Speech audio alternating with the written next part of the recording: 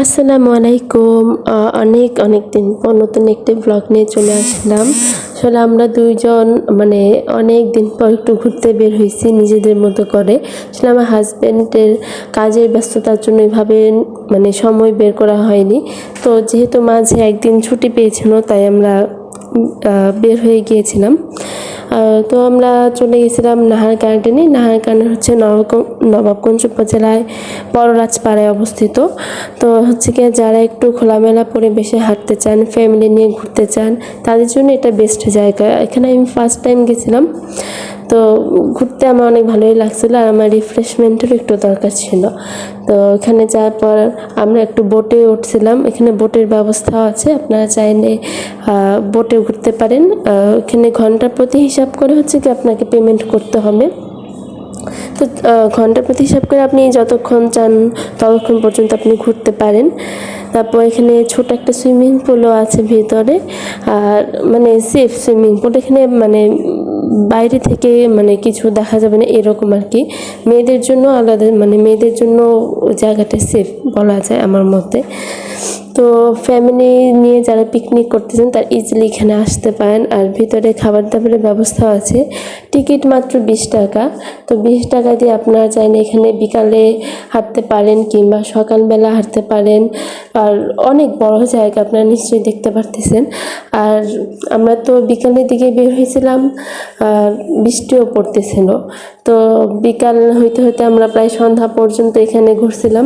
তো অনেকক্ষণই আমরা ছিলাম। তো প্রায় যেহেতু সন্ধ্যা হয়ে আসছিল, আমাদের বোটে ঘোরার ঘন্টাও বেজে গেছে, শেষ ঘন্টা বেজে গেছে।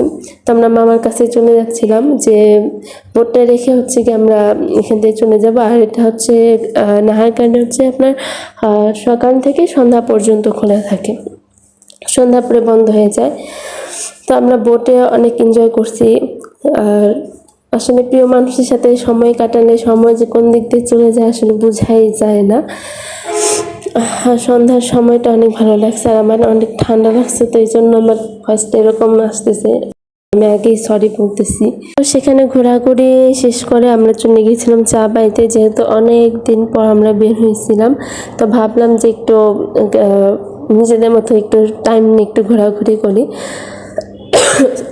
সরি। তারপর আমার হাজব্যান্ডের তো তার ছবি তোলা হাতের কথা বললে তো শেষই করা যাবে না। তার ছবি তোলা হাত অনেক সুন্দর। তারপর আমরা আমাদের পছন্দ খাবার অর্ডার করছিলাম। খাবার অর্ডার করে তো আমরা দুজন এনজয় করছিলাম। খাবারটা অনেক ভালো ছিল।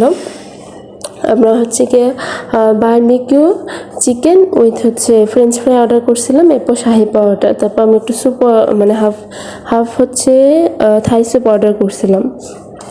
খাবার আলহামদুলিল্লাহ অনেক ভালো ছিল, আর ওই সময়টা অনেক সুন্দর ছিল। আমরা এরকম খোলা ছাদে ছাদ খোলা জায়গা হচ্ছে কি আমরা খাবার খাচ্ছিলাম। আর পরে আকাশে তখন জ্যোৎস্নাও ছিল, অনেক সুন্দর চাঁদ উঠছিল। তো ব্যাপারটা আমার কাছে অনেক রোমান্টিক লাগে। আমার চাঁদ অনেক এরকম পরিবেশ কার না ভালো লাগে। চা বাড়ি নিয়ে আপনাদের অন্য একটি ব্লগে জানাবো, আজকে না। তো হচ্ছে দিন শেষে একটা কথাই বলবো যে যতই ব্যস্ততা থাকুক না কেন, আপনাদের প্রিয়জনদের নিয়ে একান্তে একটু সময় বের করে বের হবেন। এতে করে মনও ভালো থাকে, সব কিছুই ভালো থাকে।